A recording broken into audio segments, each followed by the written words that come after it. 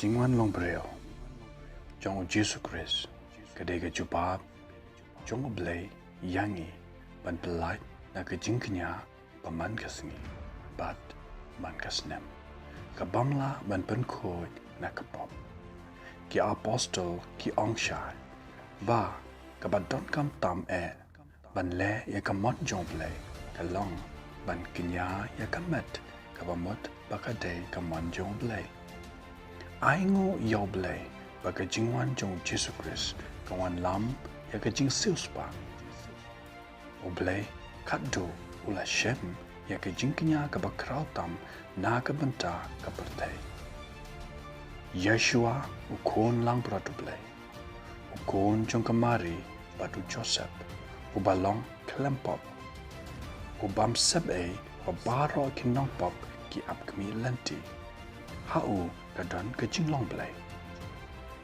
Kasnam jong u kabami na kasyadam jong u kupa uba habneng. U Adam baningkong ulalong shisha ukon blay. Kumba kasnam jong Adam kawan na ukupa uba habneng. Henry kasnam jong Jesus Christ kawan bet na kaket jong blay. Kadai kanuksa kabacanay. Kasnam baklem tobria akaperte. Nado kajing habno jong kishijo.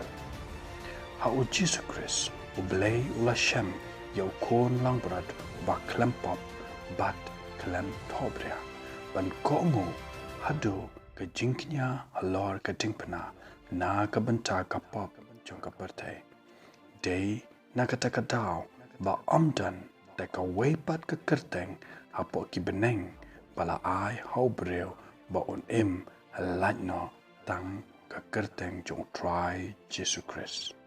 Kam ki apostol sau kadat.